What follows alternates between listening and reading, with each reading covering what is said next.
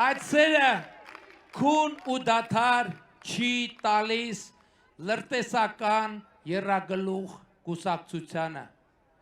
Նրանք ամեն օր մի խնդիր ունեն։ Տենց լինում է, չէ, ժողովուրդ։ Չէ, տենց լինում է, չէ, որ ինչ որ մի լավ բան է պատահում եւ նա ում հետ այդ լավ բանը պատահում է, ինքը իրականում շատ խոցելի է։ Մանավանդ եթե այդ լավ բանը պատահել է երկար ժամանակվա հուսահատությունից հետո եւ երբ որ այդ լավ բանը պատահում է մարդը շատ խոցելի է վախերի նկատմամբ, որովհետեւ ինքը վախենում է հանկարծ պարզվի այդ լավ բանը այդքան էլ լավ բան չի եւ ինքը կորցնի այդ լավի, այդ ուրախի, այդ երջանկության զգացողությունը եւ լրտեսական եռագլուխ կուսակցությունը ամեն օր առավոտից իրիկու խնդիրադնում վախեցնել Հայաստանի Հանրապետության քաղաքացիներին, վախեցնելով իր մտածածին 300,000 ադրբեջանցիների վերադարձի թեմայով ես ձեզ պատասխանատու ասում եմ Հայաստան Ադրբեջան բանակցություններում այդպիսի հարց երբեք ոչ մի անգամ չի քննարկվել պատերազմի լրտեսական կուսակցությունը միլիոններ է ծախսում այդ թեման օրակարգ բերելու համար, որովհետև նրանց ձեռնտու չի խաղաղությունը, որովհետև խաղաղությունը նրանց թույլ չի տալիս թալանել եւ այդ թալանը փակել իբր բանակ կառուցելու, իբր անվտանգություն կառուցելու ծխածածկույթի տակ։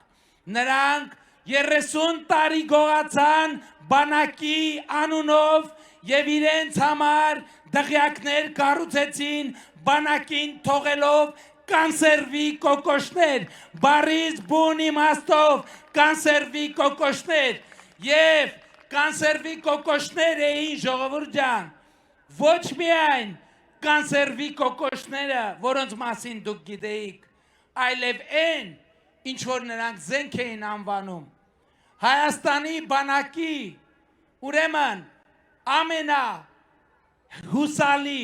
հրետանին եւ սիրված հրետանին եղել է D30 հրանոթը։ Այդպիսի հրանոթ կա D30։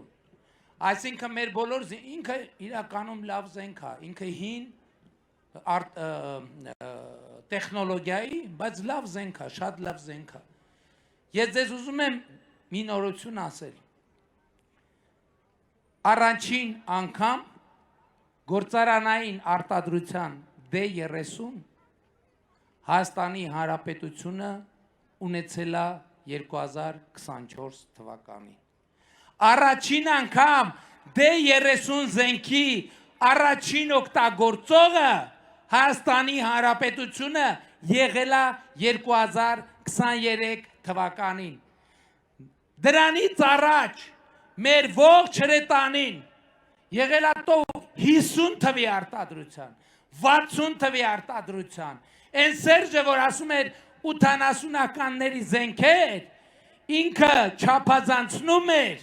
այդ ինքը իրան ուժեղ տղուտեղ էր դրել, որ ասում էր 80-ականների զենքեր, այդ զենքերը իրականում 60-ականների եւ 70-ականների են, եւ նրանք խոսում են, թե բանակ են ժառանգել, նրանք բանակ չեն ժառանգել, նրանք ժառանգել են 50-ականների, 60-ականների, ոչ ըստ էության օգտագործման վերջին ստադիայի մեջ գտնվող զենքերով մի բանակ, որը այլ պետությունները այլևս չօգտագործելու պատճառով շպրտել են Հայաստանի Հանրապետությանը, իսկ թե ինչ է բանակը, ինչ է սպառազինությունը, ինչ է տեխնոլոգիան, եկեք եւ մայիսի 28-ին տեսեք Հանրապետության հրապարակում եւ դուք դա տեսնելով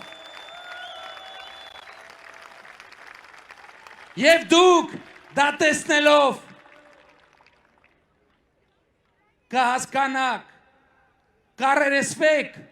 թե ինչ նկատի ունեմ ասելով Հայաստանի Հանրապետության հպարտ քաղաքացի, որովհետև դուք այսօր կարող եք հպարտ լինել ձեր բանակով, ձեր ունեցած սպառազինությամբ եւ տեխնիկայով, որովհետև դա իրական արժանապատիվ պետության բանակ է եւ մենք դա ձեզի ցույց կդնենք մայիսի 28-ին, եկեք, տեսեք եւ հպարտացեք